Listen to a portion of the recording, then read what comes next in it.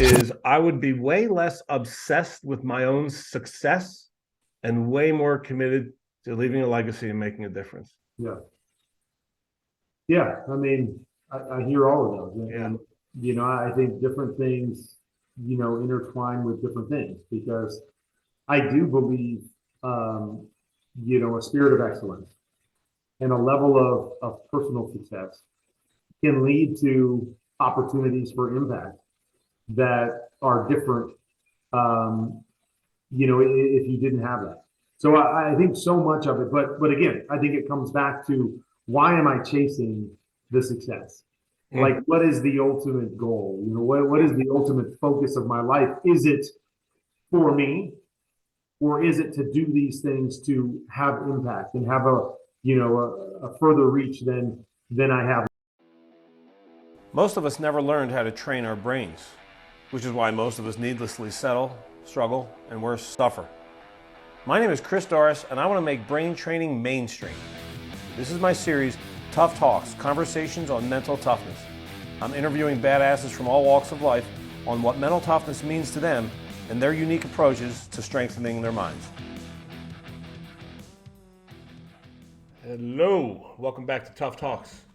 Conversations on Mental Toughness. I am your host, Chris Doris, and before I introduce our remarkable guest today, our typical one housekeeping item, which is if you're not getting your daily dose mental toughness tips in 30 seconds or less delivered to your email inbox every morning at about 6 a.m., no matter where you are on the planet, every day of the year, if you're not getting my blog posts every Tuesday, and if you're not getting notifications of these new Tough Talks podcast episodes, let's go ahead and take care of that, shall we? Quite virtually effortlessly by going to christopherdoris.com/lists, L-I-S-T-S. christopherdoris.com/lists. Put your name and email, click, and you get the goodies. Now, if you're looking at this, you can see the name of our remarkable guest today. His name is Kurt Warner. Kurt is a former NFL superstar. He played in the NFL for 12 seasons, primarily with the Rams and the Cardinals. He is known as the greatest undrafted NFL player of all time. We'll get into that. He's a two-time most valuable player of the league. He's a Super Bowl MVP of Super Bowl 34. And his story is one of the greatest Cinderella stories in NFL history. After he played college football at Northern Iowa, but he sat the bench for 3 years. And then he kicked ass in 1 year. But then he didn't get drafted. He didn't get drafted, and that was a bummer for him. Oh, you gotta watch his movie, American Underdog. They made a movie about this guy. So then he was signed by the Green Bay Packers for like a minute. They released him before the season even started. And then he worked in the damn grocery store. He worked he met his now wife, Brenda, fell in love. She was in the Marines, and then her son had a tragic accident, and she, discharged from the Marines, and she was going to nursing school, and the two of them were just trying to, make ends meet. And he's working the graveyard shift at a grocery store, stocking shelves. And then he ends up playing, but he doesn't lose his faith, right? He ends up, that is when the Arena Football League started. And the guy who started it is named Jim Foster. He came and found Kurt and said, yeah, I want you to come play on our arena team. And he said, all right, well, at least it's football, so let's go to that. And he did that for a few years, and he kicked ass. And then the Rams said, who's this guy? And he went to the Rams, to the St. Louis Rams, and then he got his shot, man. Their starting quarterback went down, and he ended up having an epic year. Right? They called the offense of that team the greatest show on turf. They went to the Super Bowl and they won it, and he won the MVP. The rest, as they say, is history. And he's now in the NFL Hall of Fame. He's our second NFL Hall of Famer. Mike Haynes was our first NFL Hall of Fame guest here on Tough Talks. And I want to also spend time with Kurt, not just talking about his remarkable story. And the movie is just American Underdog, so beautiful. Please watch it. It's so, have tissues.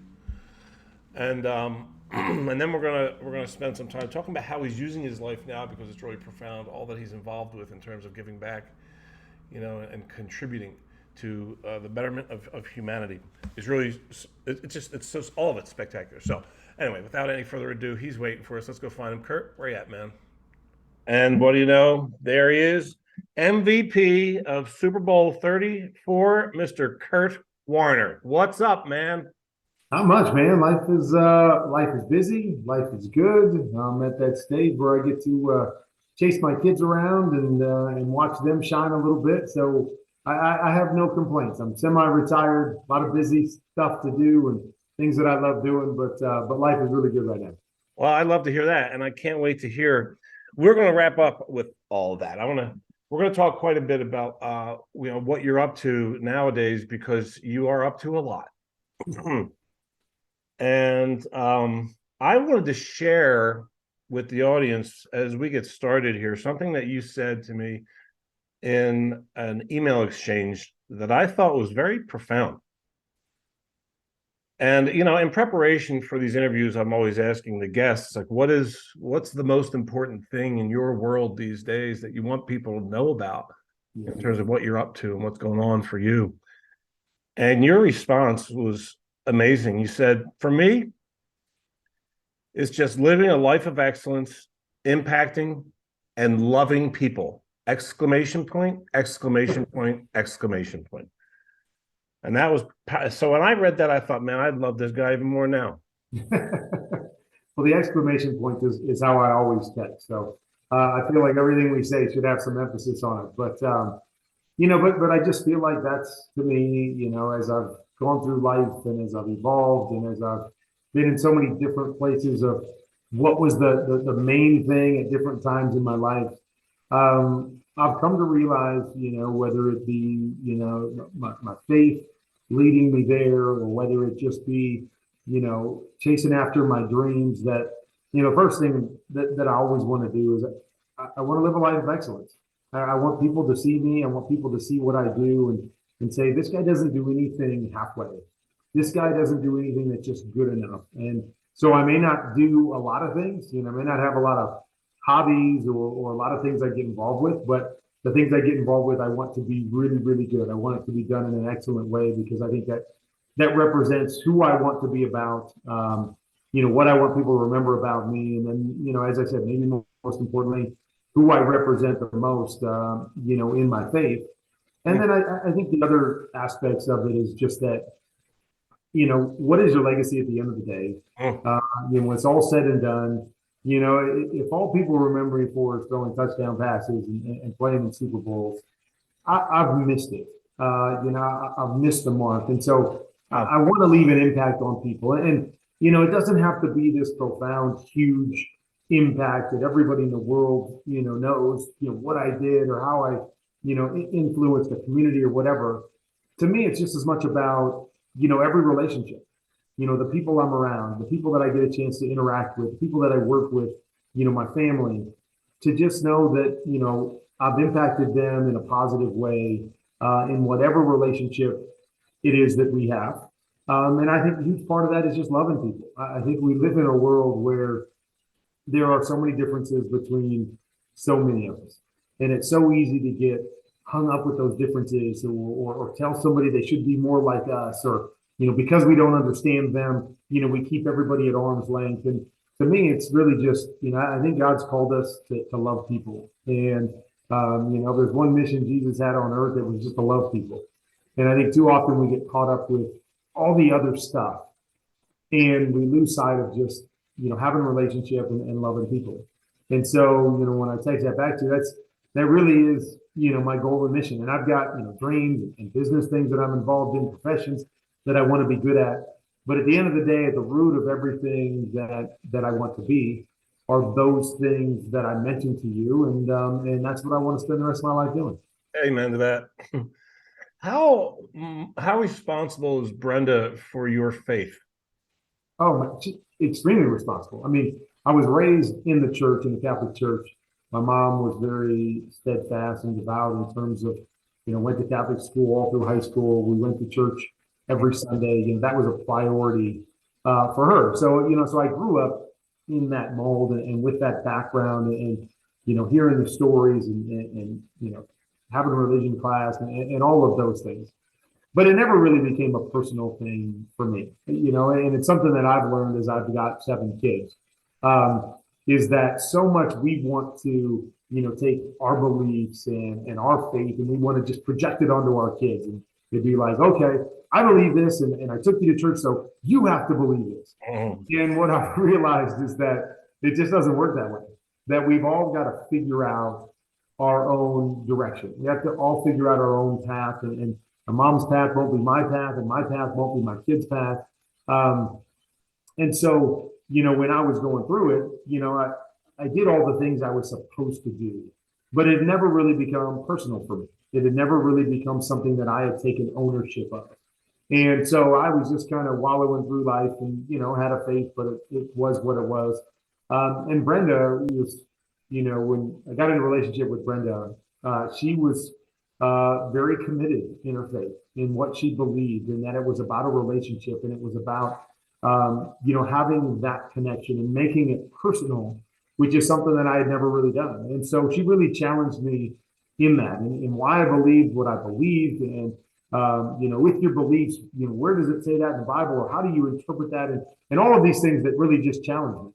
And it challenged me for the first time to really dive in and search for the answers. And a big part of it was the challenge that she made to me.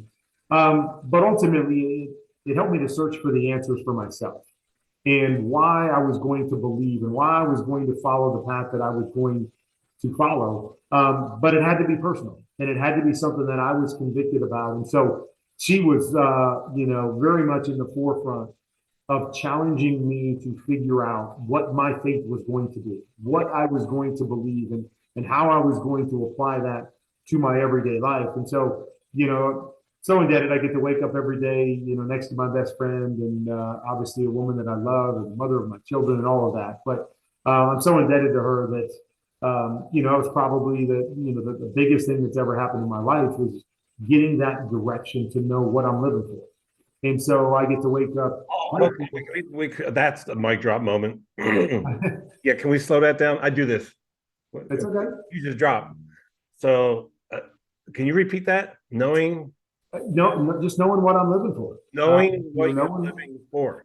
Yeah, knowing what the focus of my life is going to be. And not just, in one facet or not just at this stage of my life, but knowing what I'm living for. And so every interaction that I have, every profession that I take part in, every relationship that, that I'm working through, I know what I'm trying to do in life. I know what I'm trying to do in those relationships and in those situations.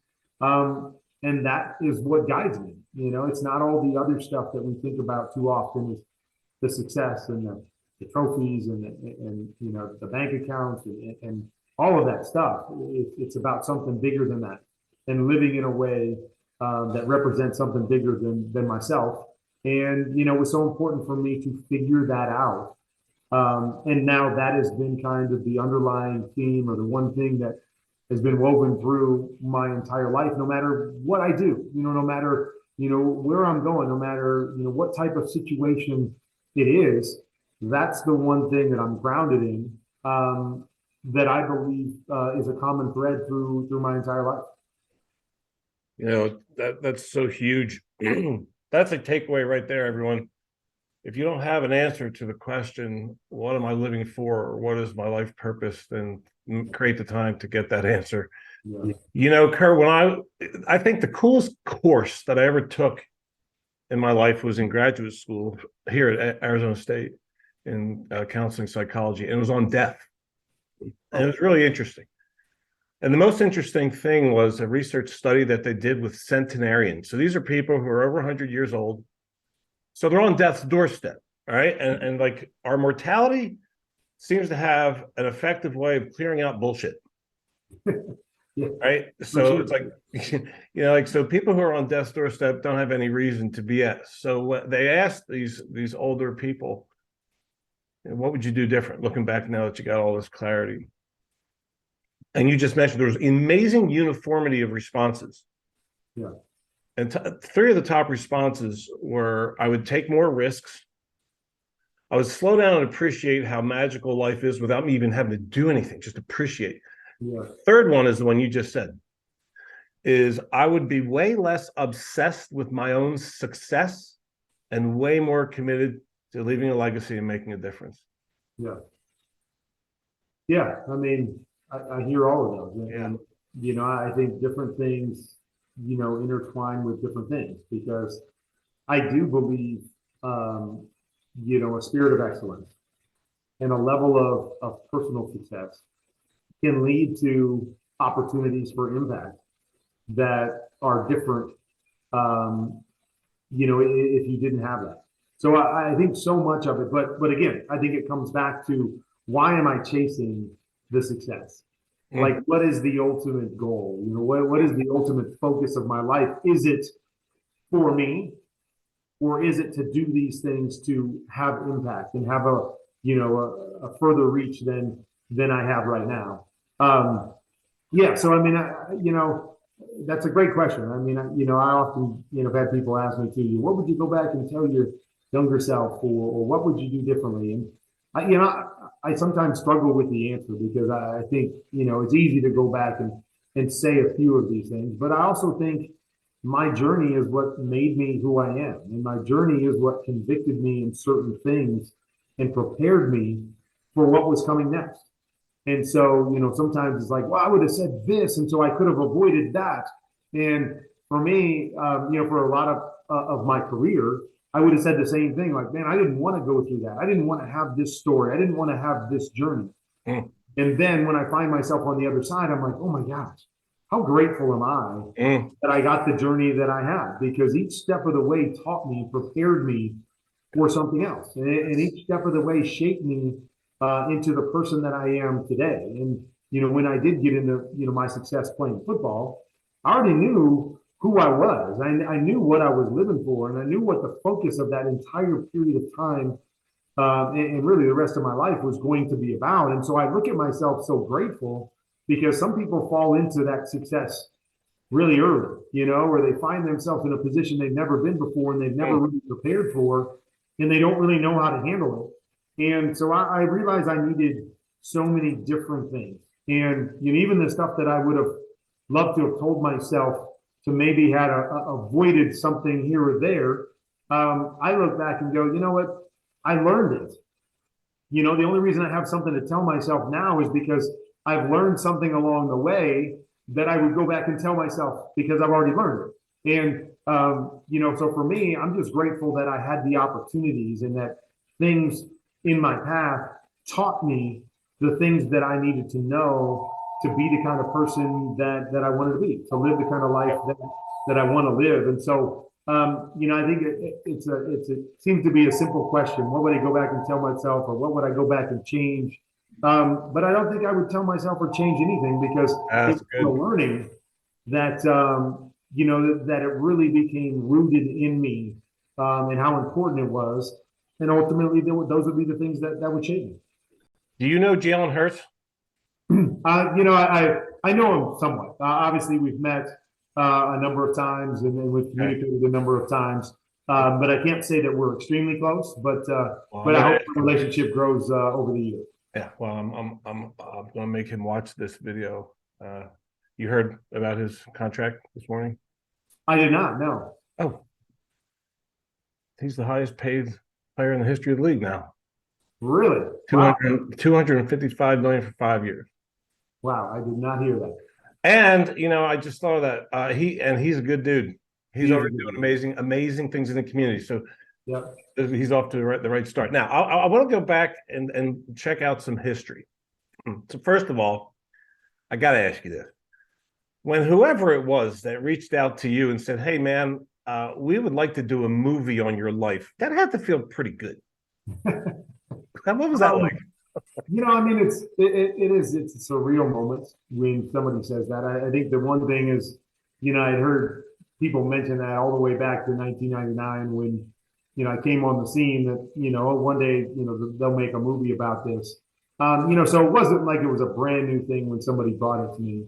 But I mean, yeah, I mean, it's an interesting thing because it's very humbling when somebody tells you that they believe your story can impact people. I mean, that's obviously why they make movies about people and stories that they believe can touch people. So it's very humbling when somebody says, "Hey, we believe your story can touch people." But at the same time, what I came to realize through the process is how much I appreciate having a different, unique story. Because, I share the story all the time is that, years ago when my youngest son was, in the heart of being an athlete, and it was right during that time when Nike had all those different T-shirts with different, sayings or, quotes on them. And I remember going to one of his games and he had a shirt on that said, "One day they'll make a movie about me." And I remember asking him, why are they going to make a movie about you? And of course, his answer would probably have been the same answer that I gave when I was his age was, "Well, because I'm going to be really good at whatever sport it is. I'm going to be really good at playing basketball. I'm really good at football. So they'll make a movie about me." And I remember telling him, "You know what? There's a lot of people that are really good at what they do, that are one of the best in the world at what they do. They don't make stories or movies about everybody that's really good at something.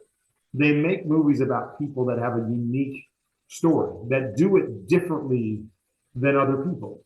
And that to me is what this movie kind of represents. Is it represents the idea that it's okay to have a different story, and it's okay to have a different journey. And most of us have our supermarket moments. Most of us have those moments when we find ourselves in a place we don't want to be, and we're not really sure how we got there. Maybe more importantly, we don't know how to get out of here. We have those moments. And so much of life is about what you do with those moments.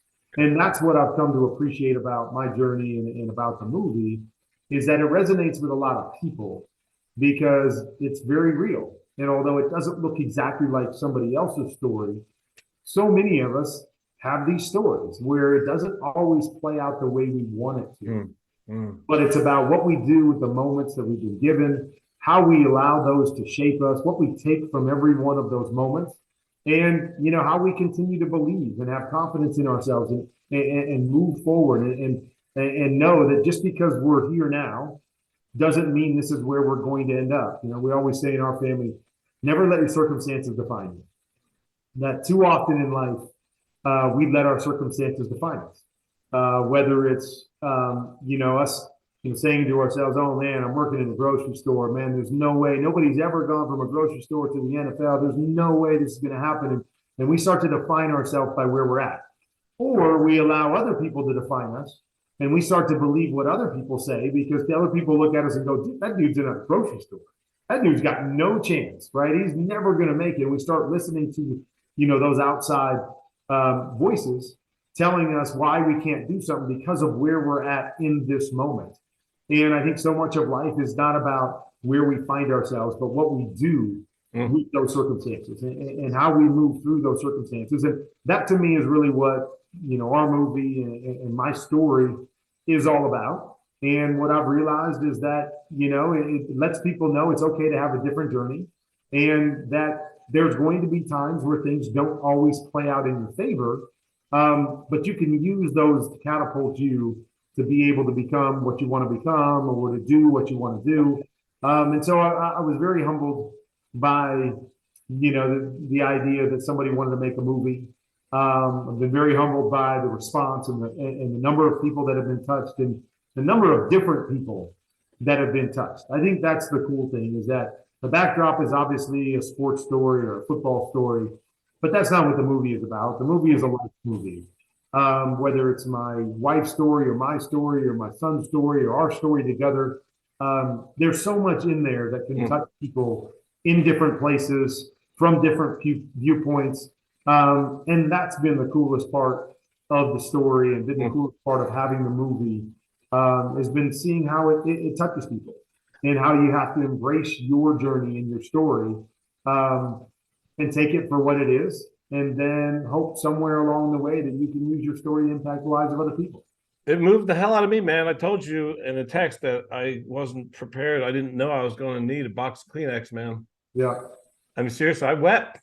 We've gotten that response numerous times. A lot of tears look, if you don't shed a tear at least once, you might want to check your pulse. The movie, by the way, for those that don't know, is called American Underdog.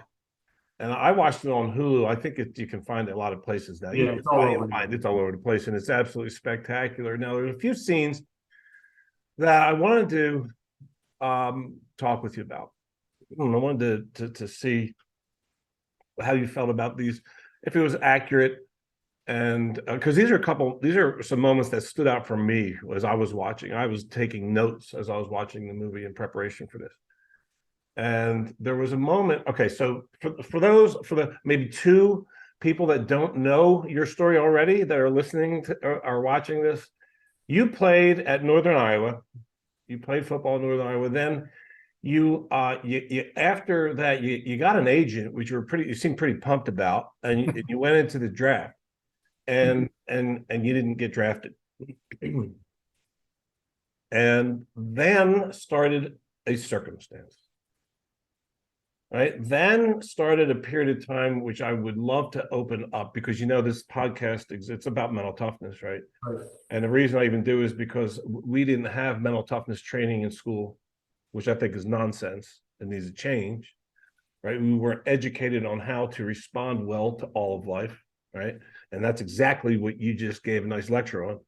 Right. You just basically defined mental toughness for me, which is the ability to respond to life with mastery, all of it. Right? Strengthening your response ability, your ability to respond to life. So here is a period. All right, here's the scene. You're at a grocery store. Right. You're checking out, and you asked the clerk if the store accepted food stamps. Is that historically accurate? It is accurate. And the background of it is the fact that, at the time, I didn't have a job. I was trying to chase my dream, but I was dating Brenda, who was a single mom of two. One of our children that I would ultimately adopt, Zach, who's obviously the primary figure in the movie, with disability, suffered a traumatic brain injury when he was young. And so, Brenda was actually in the Marines. So she had served in the Marines, and then her son got injured. So she got discharged from the Marines, and was trying to make ends meet. And at that particular time, taking care of a son that was injured, she ultimately got a divorce from her first husband. She was living with her parents, and so that was where the food stamps background came from. Is that she was living quite often off the food stamps, and so as we were getting to know each other and trying to figure out what life was going to look like and how I was going to do what I wanted to do or what we needed to do to take care of our family. She would send me oftentimes to the grocery store where we had to purchase things with food stamps. That's it was an amazing scene, right? Because here you are, you're hopeful, you're on the cut, you're sitting there watching the draft, going, come on, I probably won't go till tomorrow, but come on. And to realize your dream of playing in the NFL, and moments later you're buying shit with food stamps. Yeah. It's a powerful scene, man. And yeah. It's for the application.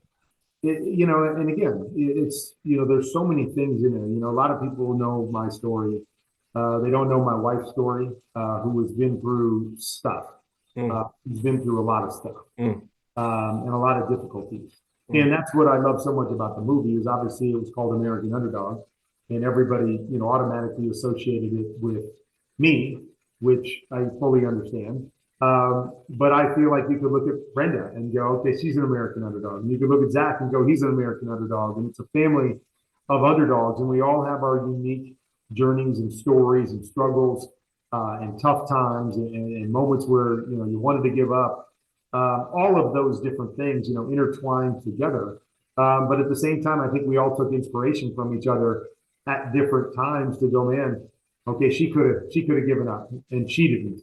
So that inspired me. Or Zach, dealing with the struggles that he has dealt with every single day of his life, and to see the way that he attacked life, I was inspired by them just as much. And it became, a big focus of the movie is we want to be able to use all of our different stories because we know that people are going to watch this in so many different places. Some might be dreamers like me that are chasing after their dream of, being whatever. Some may be parents that have, a child that is struggling with something and they're wondering what you do. Maybe there's a single mom or a dad out there that's, buying food on food stamps and wondering, man, what does the future have in store? Where do I go from here? But I think there's just so many aspects in the movie and so many moments in the movie that just resonate with people in different places and encourage them that, even through the struggles, that there's a light at the end of the tunnel and there's more to life. That this moment doesn't always have to define you, even though when you're in that moment, it seems so like, oh my gosh, Okay. I'm here and this is where I'm at right now. And man, I'm going to be here forever. There's no way out. And I think that's, Did you have that? yeah, I mean, I think there was numerous times that, that popped into my mind. But, what I've always believed is, we even talked about it when we were, getting on this morning and you were talking about this is the best day because you said it's going to be your best day and you go in with that particular attitude that so much of, I think our mindset is about what we let dominate our mindset. What's going to be the most prevalent thing that, that our mind tells us on a daily basis. And so, yes, I had those moments of doubts, those moments of wondering, the pity parties at times going, man, why me? Why do I, all of this. But I never let those things dominate me. They would come in and just as quickly I try to kick them back out and go, okay, but this isn't where I'm good. Yes, we're on food stamps right now. And we've got to do what we've got to do at this moment. Brenda's going to nursing school. I'm trying to, chase after my dream. And she's got 2 kids and they're not in school and I got to take care of them. And we're going on a few hours, all this stuff. But ultimately, I just kept, this is not where we're going to end up. This is where we are right now. And so we've got to do what we got to do right now. And we've got to, that was, leading me to go, take that job in a grocery store. Well, I got to do something. I got to make, some money. I got to help take care of our family dynamic, whatever that is. And so, there's moments that you have to go through in life. But my mindset was always like, this is not where it's going to end. This is not how it's going to finish. This is just a part of the story. And that was kind of what kept me taking one step after another. And they might not have been big steps, and they might not have been dramatic steps along the way, but it was just keep moving, keep stepping, keep looking for the next opportunity to work our way from where we're at right now, because we don't want this to be where we end up, where we're at right now to to the next phase and then the next phase. And one step after another, we, dug ourselves, out of the hole and worked our way to where we're at right now. Did you say that this is I wrote this down from the movie. Is this yours? Sometimes you got to do what you got to do until you get to do what you want to do.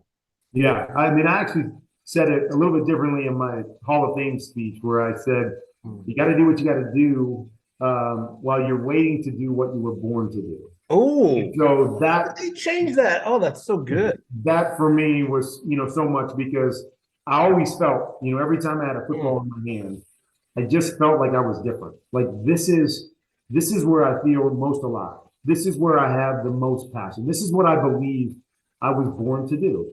And, it took me a long time to get to do it the way I wanted to do it and do it at the level that I wanted to do it at. But I always felt like, even then when there was moments of doubt on whether I would get an opportunity or whatever, just every time I picked up a football, even if I was throwing in the backyard or I was going to work out, working in a grocery store and I'm going to do my workout and I picked up a football and started throwing it, I'm just like, I just know I'm just different when I have a ball in my hand.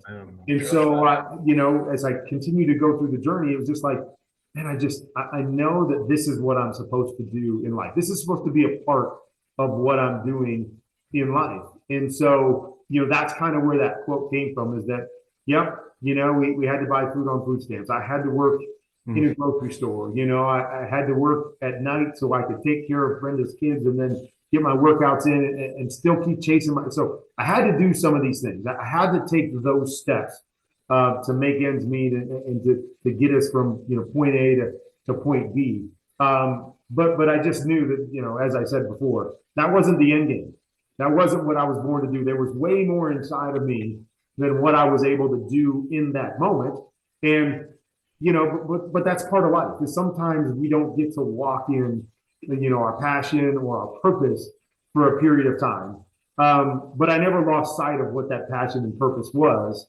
And that's what kept me one step after another, wherever that was, just looking for that next chance to get a little bit closer, to that dream, to that passion, and to that purpose in life. So when you were stocking shelves, graveyard shift in a grocery store, how many years did you do that? I only did it for about 6 months. So it was a period of time from when I got to play Green Bay. And then before I started playing arena football. Yes, no, I'm talking about just that period of time where, nobody was calling, nobody wanted me. Yeah. And it was like, okay, so I got to do something in the meantime in hopes that at some point down the road, somebody calls. And Jim Foster showed up. Yeah. That guy, Bruce McGill, did a great job. Yeah, he's awesome. He did a great job. And, it was so fun because we actually put a couple characters. So we put my head coach and the owner of the Barnstormers kind of into one character. And so he did a great job. Okay. I was confused by that. Okay. Sorry. Gotcha. Right. That's one of the tricks of movies, that they can't introduce so many people along the way that you don't ever really get to know them. So sometimes they'll take one character and they'll put two or three into that one character. I actually was doing research this morning because I'm like, wait, was he the coach or the owner? Yeah, no, right. So he did not. He invented arena football league, right? So, but he was the chairman. Exactly. So the Iowa Barnstormers. So how was it 3 years you played? I ended up playing 3 years in arena football. Now, it was just one of those things. I never wanted to play arena football. I thought I was better than arena football. Right. But you're working for $5.50 an hour in a grocery store. And somebody comes calling and says, "Will you play football?" And at that time, whatever, it was $1,000 a week or whatever it was at the time, $800 a week. Whereas well, okay, there's a lot better than that. Yeah. And at the end of the day, I'm playing football. I'm doing what I love doing. And, at times I had to wrap my mind around, yes, the dream was always to play at the highest level and play in the NFL. But maybe that's not the dream that ends up happening. Maybe my career is a 10-year career in arena football, where I can still take care of my family. I can do what I love doing. And maybe that's as high as the dream goes. And you have to kind of wrestle with the idea, are you okay with that? And, for me, I think that was part of it, was I just want to play football. This is what I want to do. This is where I feel alive. And if I can do it in a way that I can take care of my family, then I want to do it. And that was the first step in leading me back to arena football, was I'd rather be doing this than anything else. And so I'm going to take that step and I'm going to start doing it while never losing sight of wanting to do it at a higher level. So I would say, the ability to be content but not satisfied. And I think that's such a huge key in life, is that if we live our lives never content and never satisfied, we're miserable. If we can find ourselves, on a daily basis, content with where we're at, yet not satisfied that I'm not done, I want to do more, I want to be better. That's where I think we can really find ourselves loving life. Because I'm not sitting here complaining every day about where I'm at and what I don't have. I'm content with what I have. But at the same time, I'm always pushing myself to go, but can I be better? Can I do more? Can I accomplish more in life? Is there more to this than where I'm at right now? And I think that combination really helped me along the way, because, for a long time, I would have never been satisfied. I would have never been content. It was like, it's only the NFL or nothing. And it made me miserable, because when those things aren't playing out and when you don't have that, you just live life every day miserable, going, well, this stinks. I'm not getting what I want. Life's awful. It's terrible. Why me? And so, I had to realize at some point that I had to find that balance in life of learning what being content means. And it doesn't mean I'm done. It doesn't mean once I'm content, doesn't mean I stop moving or I stop growing or I have no desire to have more or to do more. It simply means that I can be content with where I'm at this point in time because it's where I have to be. And as long as I'm doing the things within my circumstances that I feel proud of, or I'm chasing that idea of excellence, I can be content in a lot of different situations. Yet, I don't know if I've ever found a time in life where I've been satisfied. I'm still That's great. I love that. I think where I'm fully satisfied with where I am and who I am. I'm not there yet, but I've been very content for a large portion of the later stages. Please don't get satisfied because the contributions that you're making in the world are profound, and we'll get to that stuff. There was another. I think you just gave me the title for this podcast, by the way. Content but not satisfied. Is that yours? Is that a? I don't know if it's mine or not. It's yours now. It is yours. I've heard it there somewhere now. I love it. Okay, I love that, and I'm totally stealing it, but I'll also credit you for it. So there was another scene where Jim Foster character, and tell me if this is accurate, if this is drama. You've been playing, you're okay in the Arena League for the Barnstormers, and he pays you a hundo. You score a touchdown, and he peels a hundo, and you're like, "What's that for?" Right? Yeah. Is that story? Can you tell that? Well, it's not. That's a little dramatized. Okay. That, it didn't happen on the field. Like I knew, it was part of the contract that you get paid so much per week. So when I first started, you got paid so much per week. You got paid a little bit more if you won the game. And then as I progressed, I don't even know if this was in my first year playing or not, but as you progress and as I would work out my contracts throughout my career, you would get performance bonuses.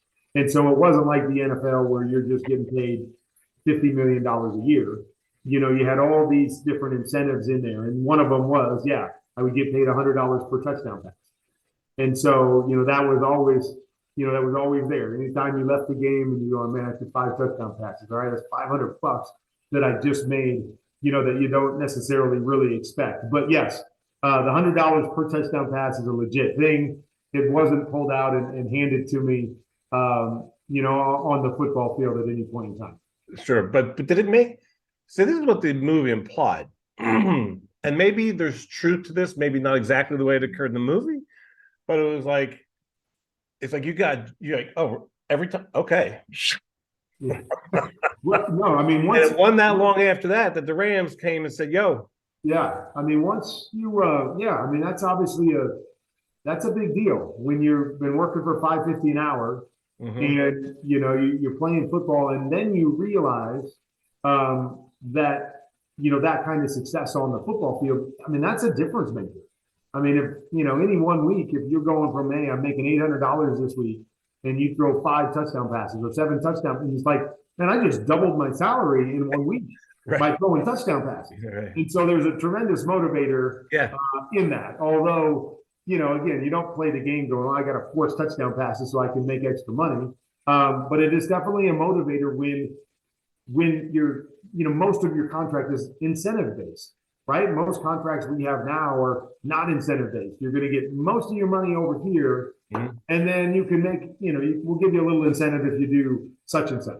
When you got a contract that is, almost solely incentive based, that changes how you go about things, and it pushes you in a different way, knowing, hey, if I'm not successful, I don't get paid, and there's something to that, and so there were so many things that I learned in arena football, that helped me to grow and, to better understand life. And a lot of great lessons that I learned, falling back in love with the game of football was one of the great things that arena football, because it wasn't about the money and most guys weren't ever going to make it to the NFL. And so you're just surrounded by a bunch of people that love doing what they're doing. And there's something special about being a part of a group, a team, an organization where everybody comes to work and they just love what they're doing. they're not doing it for all these other reasons other than that. This is what I want to do. I want to show up and I want to play ball today. And so there were so many great lessons that I learned playing arena football that would become things that I would appreciate or help me to appreciate the rest of the journey even more. Did you really sit in a meeting and say that NFL players were slow after you got to the Rams? Not necessarily that NFL players were slow, but that the game was slower. Because that was funny. I That was funny scene. I was coming from arena football, where the 50-yard field, and the defensive ends are, we only play with 3 offensive linemen, so the defensive ends are right next to you, and the windows close, and everything's fast, and so the game was faster. Everything was indoor, it was on turf, so the game was faster, and so that was one of the transitions for me as I got back to the big game or the big field was. There was often times where I was just ready too soon. It was like, you got to slow down. Like the game's not as fast. The guys are running farther or deeper. Or the ball's got to travel farther. And so there was times that, I would get frustrated. Like, oh my God, you need to go faster. Like and ultimately you just that was pretty fun. The game's just different. The spacing's different. And it wasn't that obviously that anybody was slow, but the game was much slower than I played in arena football. And so, yes, it led to some frustration and it led to me, being ahead a little bit. But, ultimately, again, those were lessons that I learned in arena football that would pay huge dividends for me. To be able to play the game faster and process information and be accurate with the football. Yeah. As long as, once I was able to figure out, okay, how do I curtail all those, different skills that I used in arena football, still use them, but how do I curtail that to the big game? Now I felt like, we're unstoppable. I mean, this game. Wow, that's so great. See, there you go. This is the theme, right? It's like it's not where you wanted to be, but you're using it. Oh, exactly. Right? So then, and the Rams come. It's going to be impossible to stop us. Like the field's twice as big.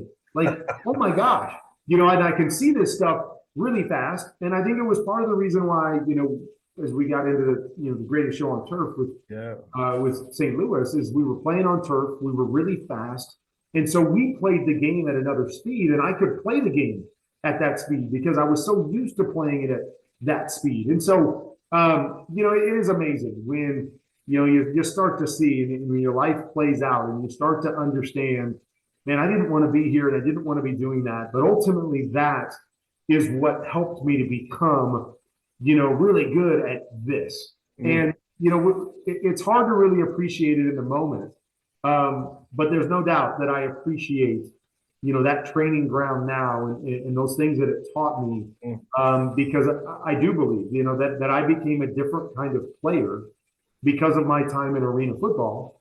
And had I not done that, I look back today and I go, I don't know. I don't know if I would have been the same guy. I don't know if I would have been as good. Like if you had I not had that time. But not just have that time, but the way you were in that time, right? Like if you got dark in your head, and you weren't content, if you were discontent and dissatisfied, then you wouldn't have shown up in a way that would get the Rams' attention.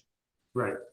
No, I mean, that's everything. There's no doubt. I mean, the ability to focus through. But then what's really fascinating, though, about your story is that it was like so much time and you stayed in shape while you're working at a grocery store and all this shit. And then you're playing arena and there's a little bit of weirdness about that, but you're staying that. I'm getting paid. I can take care of my family. I'm staying with it and you're staying passionate. And then you get the break. Yeah. You got a couple, right? And some serendipity. Right. And you're ready, and then it's 1 year, Super Bowl MVP. Like so, it's like steady. Yeah, right. And again, I look back to so many different things, and if somebody would have told you whatever field, whatever, when you were 7 or 8 years old, okay, by the time you're 28, you'll have won the MVP in your sport and you'll have won the championship in your sport. Would you take it? And all of us would be like, sign me up tomorrow. I'm in, of course. Now, here I go on this crazy journey and I don't play my first game until I'm 28.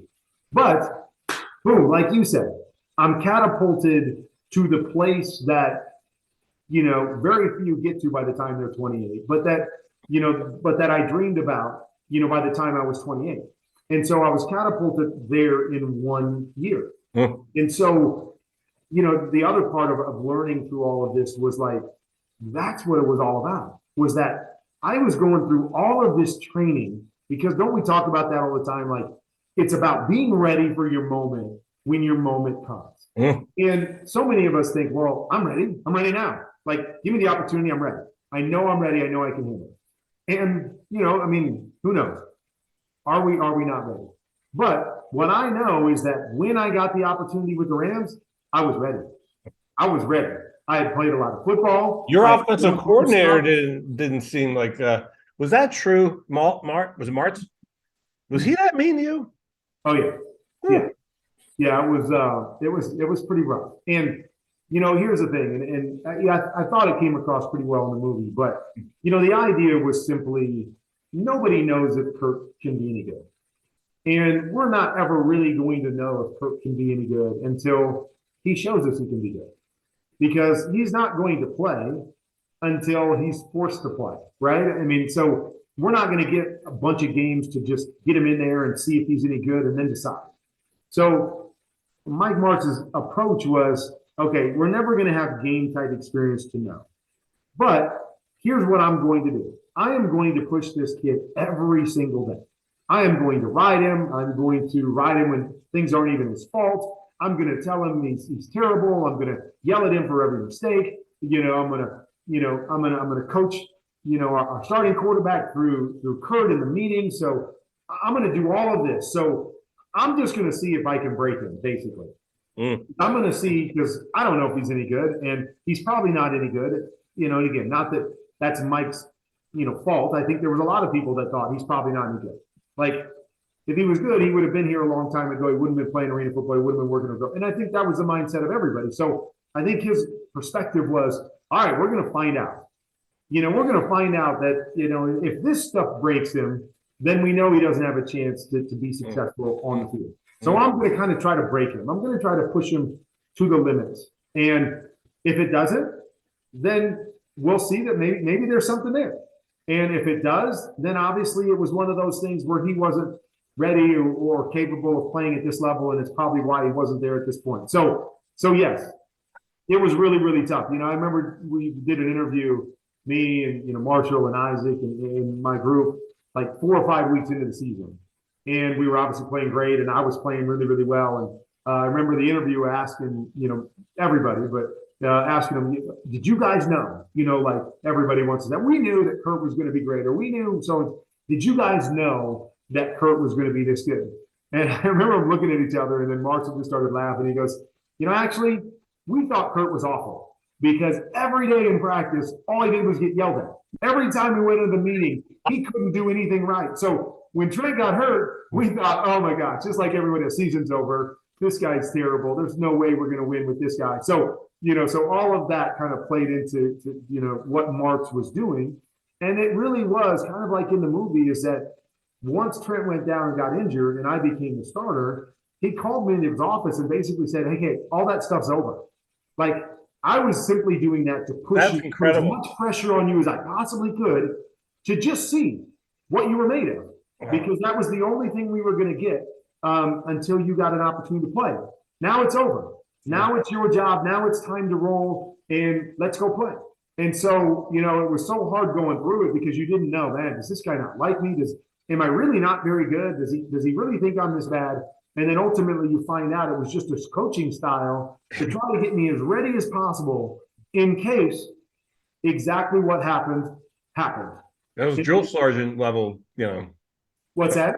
That was drill sergeant level coaching right there. Exactly. And, and I saw Mike do that with other guys as we went on.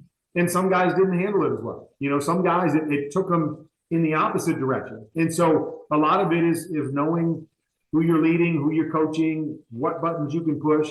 But for me, it just pushed me harder. It just drove me more to want to show people. And I also thought, like, nothing's gonna, that's not gonna take me out. Like, I don't care what you say. I've been through stuff. I've been through enough stuff. I've had bad games. I've, been benched before.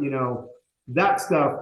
And I was also very self-confident. I think that was another part of it was I was able to sometimes decipher through, okay, he's yelling at me, but I know that fumble snap wasn't my fault. Or he's yelling at me, but I know the receiver ran the wrong route. And even though I'm getting yelled at, some people that would beat him up and that would, and I was very realistic to go, okay, he can yell at me.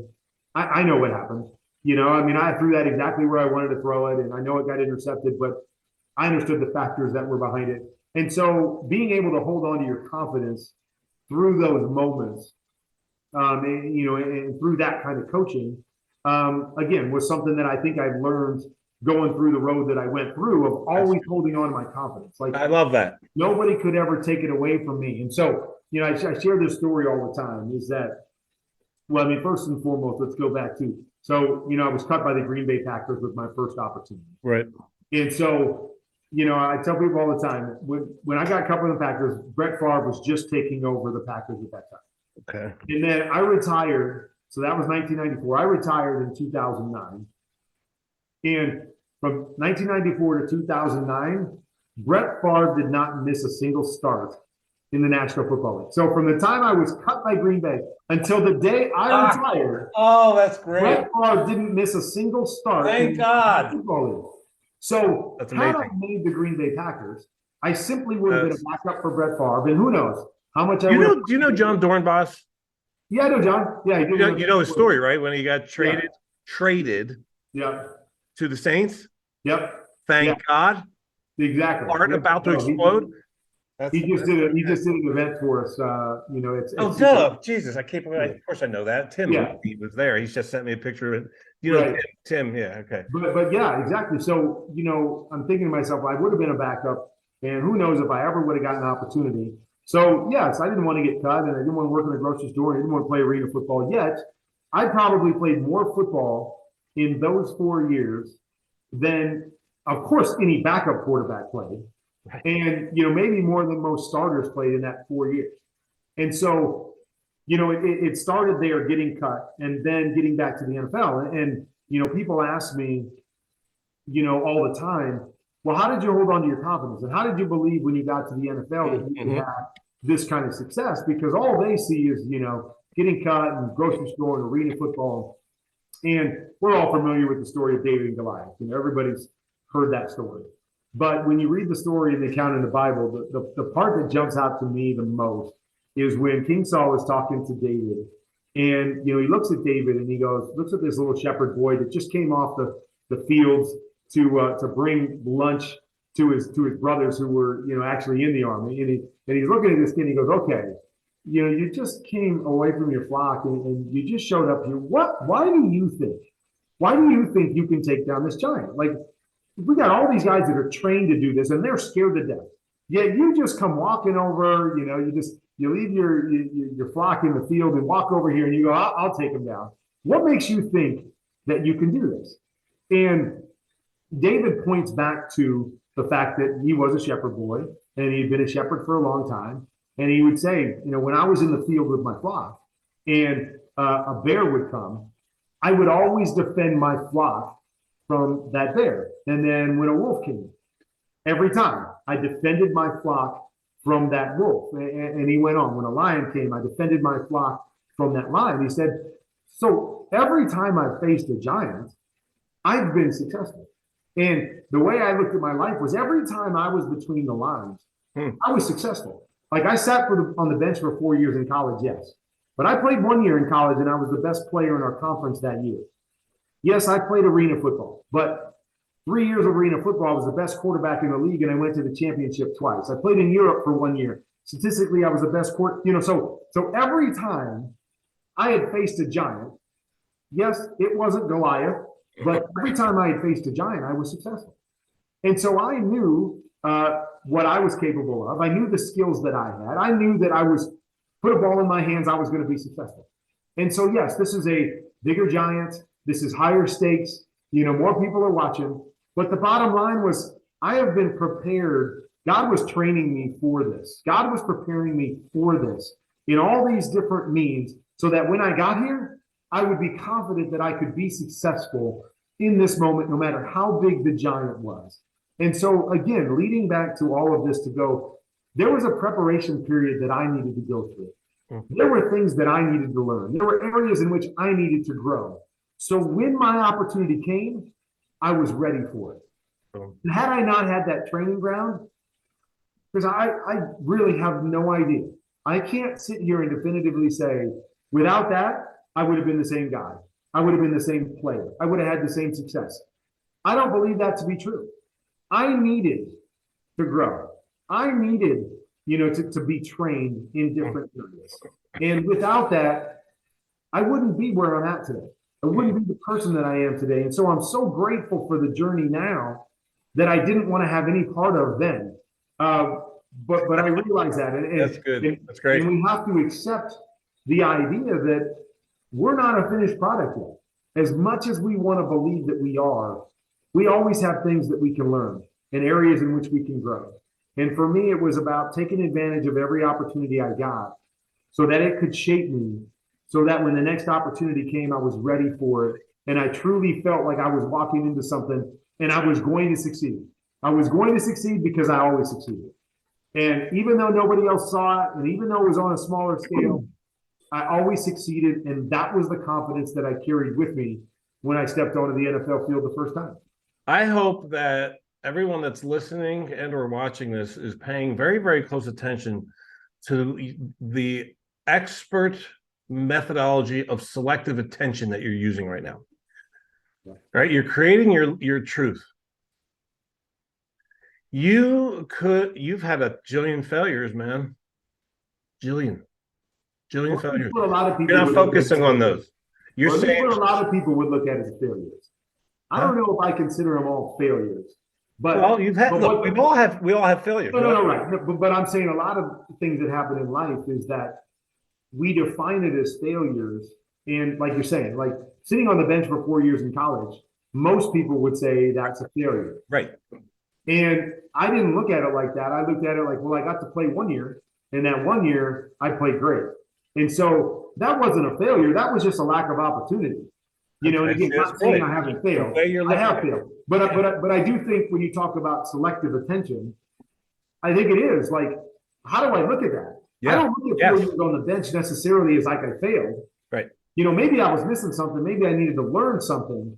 But I think it's very important to understand what failure is. And again, I'm not saying, Chris, that I haven't failed. I have definitely failed. And I've realized what that failure was. And then I've learned and grown from it. But then there's other times where I'm like, that's not failure. I'm not looking at that, and I'm not knocking myself down or losing confidence because what somebody else might see as failure to me wasn't always a failure. That's all I was saying. And I couldn't love that more.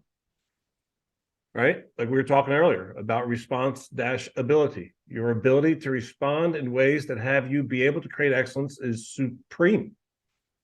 And I'm really hoping that everyone that watches and listens to this takes that away. Is that save yourself. One of the takeaways from Kurt's interview with CD is I'm really going to up-level the hell out of the way that I choose to interpret what goes down. Yeah. Right. I'm going to do it in an inspired way that keeps me ready. Yeah. Right. And so I keep my confidence, and when my chance comes, I'm damn ready. Yeah. Well, I want to talk for a couple more minutes, if you have a couple more minutes, about how you're choosing to use your life now. One of them, I'm a big, I was heavily influenced by the late, great Dr. Wayne Dyer. And he crafted a question that it is one of the most beautifully crafted questions I've ever heard. And one of the most important questions I think anybody could pause and reflect upon and respond to. And it's this: how do you most profoundly want to use the rest of your life? It's a great question. It's a good question, right? How do you most profoundly want to use the rest of your life? And I want to take a minute here, or several, whatever you want, to examine how you're choosing to use your life post game, right? You're making a huge difference, man. Unbelievable levels of contribution back to humanity. Well, let me share a story because I love the question. And so about 6 months ago, I was speaking at an event, and some of my friends had come and joined us at the event. So the night before I was speaking, we were sitting around talking, and I love chocolate, so we were eating some Dove chocolates. And so if anybody out there likes chocolate or likes Dove chocolates, you'll know that when you open up one of the Dove chocolates, inside the wrappers, the tin foil, they have kind of motivational quotes, or it's kind of like a, Oh, chocolate fortune cookie. So way better than a fortune cookie because you get chocolate. nice. It's like a chocolate fortune cookie.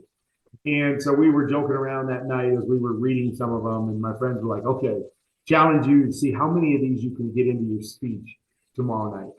So we had a little bit of fun with it. But I say all that because there was one on the inside of a Dove chocolate bar that inspired me and that I've used in every speech that I've given since that day. Wow. And yes, so that fortune on the back of that Dove chocolate wrapper was, I want to live in such a way that I make my past self jealous. I want to live in such a way that I make my past self jealous.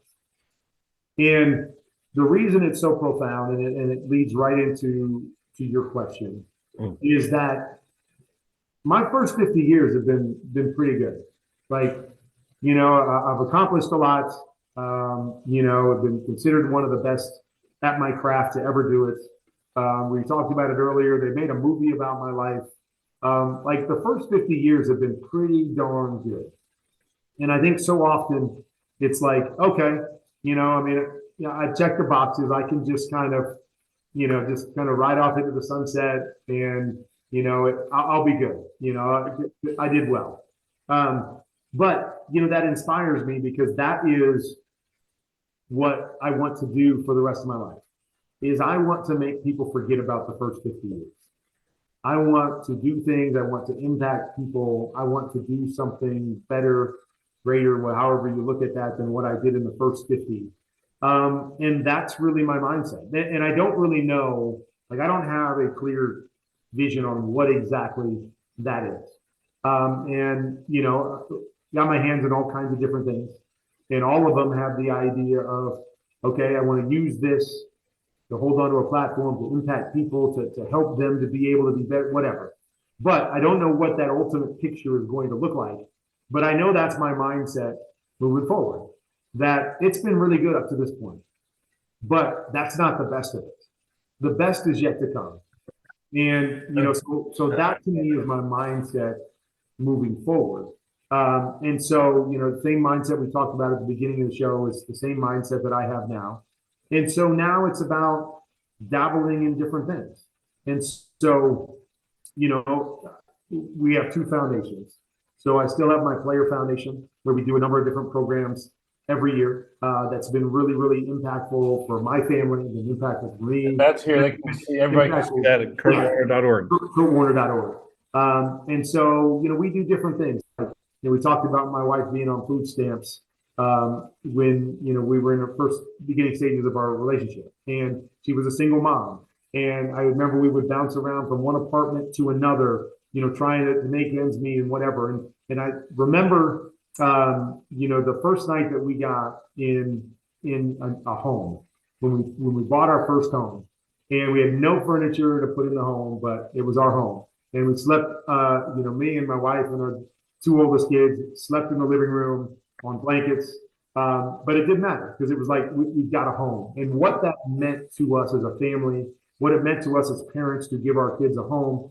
And so now, we've adopted a program called Homes for the Holidays, where we work with Habitat and we help give home ownership to single parents that are, fighting the same battle that we fought.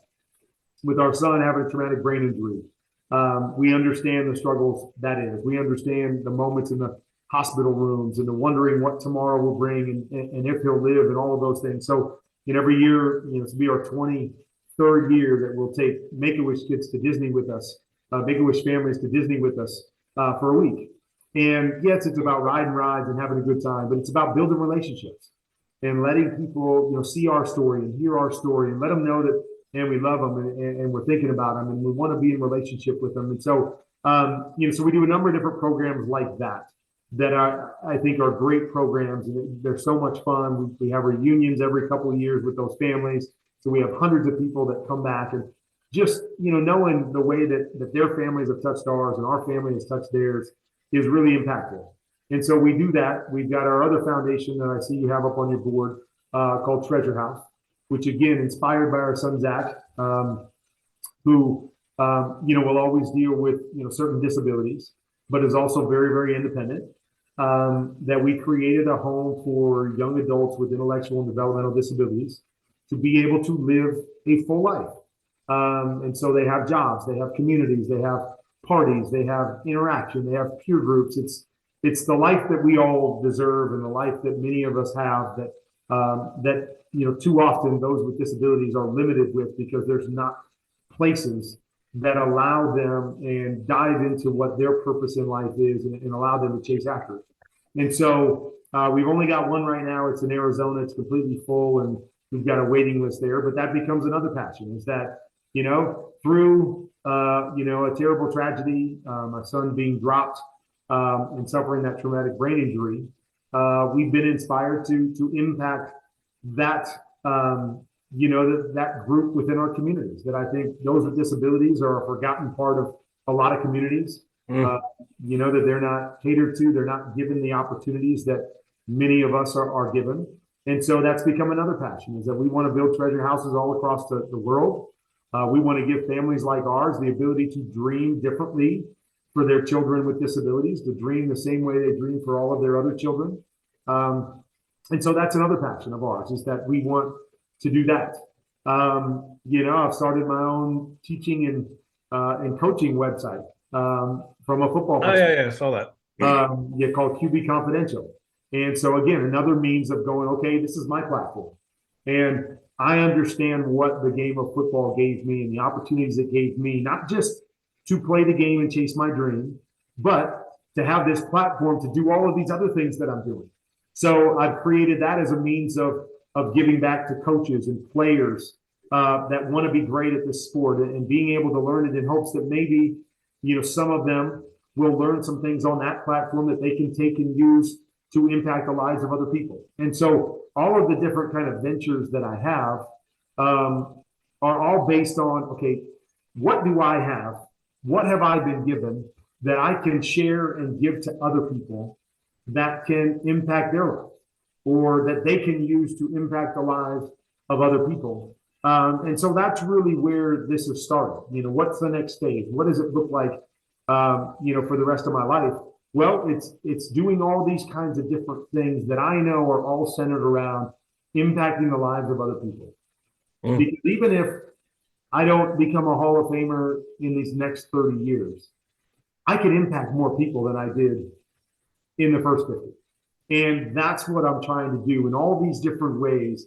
I'm trying to impact other people. I'm trying to encourage other people, inspire other people to want to impact the world around them. My Hall of Fame speech, I wrote it myself, and it was very important to me. And the theme of it was just that life is about moments, and it's about taking advantage of the moments that we get. I talked about, and I'm not getting in the Hall of Fame because I played 20 years like Brett Favre, and I'm not top 5 in every category. Why I was getting into the Hall of Fame is because I got less moments than everybody else, but I took advantage of the moments that I got. And that to me is so much to me of what life is all about. It's about taking advantage of the moments that we get. And my Hall of Fame speech was basically breaking down sharing different stories of people who took advantage of a moment. And that moment happened to be an interaction with me. So they were taking advantage of a moment in their life, but that moment was also a moment in my life. And they took advantage of that moment. And by taking advantage of that, they helped me to grow or get an opportunity or be able to do what I'm doing. So I'm up here standing on this Hall of Fame podium going, the only reason I'm here is because you took advantage of your moment to impact my life. And you took advantage of and without you guys taking advantage of your moments, I'm not where I'm at. And so that's how I try to approach life now, is I want to take advantage of every moment in hopes that I can be part of somebody's story when they become a Hall of Fame, when they change the world, that I can be a part of that story, because I believe ultimately, part of all those people's legacy is me being on a Hall of Fame stadium, or, in a Hall of Fame, on a Hall of Fame stage. Is I'm part of their legacy. Even though I might be the one with the gold bust or the gold jacket and the one on the stage, I'm their legacy as well. And that's how I look at life, is that I don't know if I'm ever going to stand on a podium and hold a Super Bowl trophy again. But I'm hoping somebody that I impact will stand up on their Super Bowl podium, whatever that looks like. Maybe it's a child with disabilities. They find themselves, right? We have individuals that have never had a relationship before, that are now in relationships within Treasure House. And so they're talking about getting married, and they're talking about having a life together, which is something they never dreamed about before Treasure House. Wow. And so those are the kind of things that, again, it doesn't have to be something, that I'm going to put on my shelf when it's all said and done. But I look at all of those things as part of our legacy. And if that's the kind of legacy we can leave, is people believing differently about life and believing in the possibilities of life, and accomplishing and dreaming differently because of things that I've done or things that we've done moving forward. That's what I want. That's what I want the answer to that question to be. That's what I want to spend the rest of my life doing, is being a part of other people's story, and being able to inspire them to become excellent at whatever they want to do. First things first. Always. So first seek ye the kingdom of God, and all else will be added unto you. I saw that on your homepage. Yep, that's 33. I love that. Yep, it all comes from that. When I was on the Super Bowl podium, and Mike Tirico, a friend of mine now that I've called games with now, he was doing the interview, and he's like, "First things first, Kurt, tell me about the touchdown pass. That helped you guys win the Super Bowl." And it was like, for me, it was like, "Oh, first things first. I just want to thank God. I just want to thank Jesus for his role in my life." And again, so many people get that confused, like, "Oh, what, the other team didn't pray, or God made your passes go straighter?" And it's like, no, that to me is not what faith is all about. It's not like I got this God that's up here, it's a genie that's making all my passes go for touchdowns, but it's just the journey that I've been on. Kind of like the idea of David. Thank you for bringing me on this journey and showing me along the way and training me and preparing me for this moment, preparing me for my big moment that would come, preparing me for my Goliath. So I was ready and I was confident to step into that and be the person that you created me to be. And so that's where first things first came from, and that's where the foundation kind of birthed out of that moment, and that's become obviously a life first for me. So as we wrap up, a quick shout out to our mutual buddy, Adam Archuleta. Appreciate you, brother, for facilitating this conversation with this amazing man, Kurt Warner. And here's a quiz for you, man. I'm from Philadelphia. Okay. I'm a diehard Philly, everything. Philly, as you know, tough crowd. Yes. There are, I think, 3 former coaches, Eagles coaches, that are still beloved in Philly. Yeah. Can you name them from most recent to most distant? Well, I mean, I know he was only there a few years, but he obviously won a Super Bowl. So I guess I'll say Doug Peterson. Ding, ding, ding. Yep. Yeah, I wasn't sure how much he was loved being there a short period of time, but bringing the Super Bowl. Got a statue. Obviously, the next one is going to be my buddy in Kansas City and Andy Reid. You got it. Ding, ding. Rightfully so. Right? Andy was actually part of the staff with the Green Bay Packers when I was there in '94, and obviously we've become pretty good friends after that. And then of course, my guy. I remember when we were in '99 when we were the number 1 seed with the Rams. He was coaching us. Vic Vermeer was coaching us. We went back to Philly for the last game of the year, and so we were already locked into the number 1 seed, and so we rode into Philly and we're heading to the game. And I remember looking up and there's huge billboards in Philadelphia. That's what I was going to say. It's still there. But billboards going, "Congrats, coach. Good luck." And I'm like, what is going on here? Like, Yeah. Oh, we're going to the opposing stadium right he's now, and all I've heard is, don't let your wife come to Philly. Like, that's one place you can't let her come to the stadium. All I've heard is about how these fans and how rabid they are, and throwing snowballs at Santa Claus. And it's like, okay, what do we get into here in this game in Philly? And there's this huge billboard wishing us well going into the playoffs and congratulating coach. And so I realized at that moment, well, I mean, I had realized before that Dick Vermeil was this special individual. Yeah. But I realized in that moment just another depth of how special he is, and this idea of legacy and leaving an impact. Here's a guy that leaves an impact on each and every person that he comes in contact with. Obviously, even to this day, that was 81? So, I mean, we're talking 40 some years later, he's still beloved in the city because of the individual and the impact that he had. And so that was a pretty cool moment to recognize how great that individual was. And Vince Papale. Vince Papale. And the head coach of two movies made about underdogs that Invincible. that got an opportunity. That's great. So listen, man, I want to say thank you to you. And I also want to say thank you. I haven't met Brenda, but please pass that on. I will. Thank you for the way you choose to live.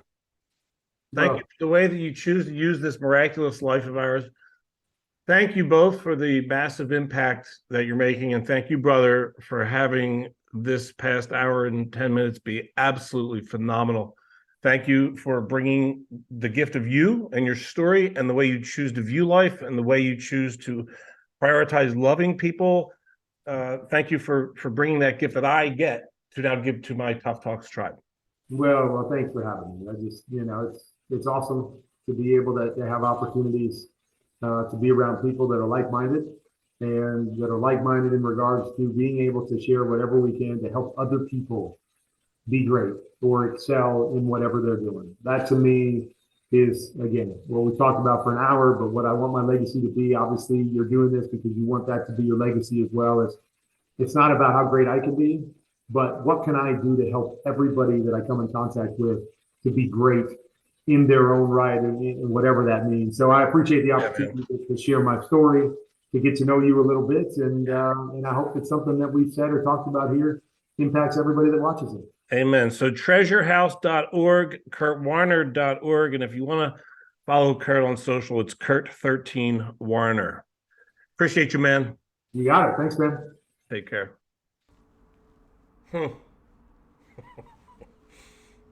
What a stud. Look at that, huh? So many cool mic drops. I want to live in such a way that I make my past self jealous.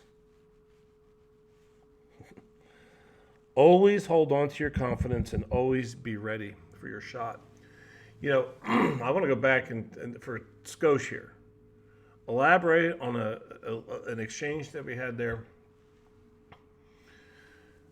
He reminded me of Jack Nicklaus just then. It's like the way he's paying attention to his history. Like the mantra is, I use history, but don't permit history to use me. So like the way he's even framing, like, he might not really, but he's not looking at having sat the bench for riding pine 3 out of 4 years in college as a failure. That's a huge takeaway, is viewing things in ways that inspire you. Choosing to interpret reality in ways that have you feel inspired, in alignment with your spirit, that have you feel elevated, that have you feel enthused, that have you feel competent, that have you feel expert, that have you feel ready, that have you feel, I don't know if I already said enthused, but that have you feel confident. Choosing to story your reality in ways that fuels you. That's just so profound. And I'll tell you, I love the phrase, be content but not satisfied. And I think I heard what he meant by that. It doesn't mean be dissatisfied. It means just, don't stop expecting more miracles. right? Be content with what you got. Yeah, I'm so grateful for the life that I have. This is beautiful. Everything that is going on is a blessing and magnificent, and even the struggles. And what else, can I create? What other magic is there for me to create in this incomprehensibly improbable event that we call life? Good stuff, man. I'm thankful for that. And thanks again, Adam Archuleta, my man, for facilitating that intro. All right, everybody, thanks for tuning in as always. And until next time, great miracles.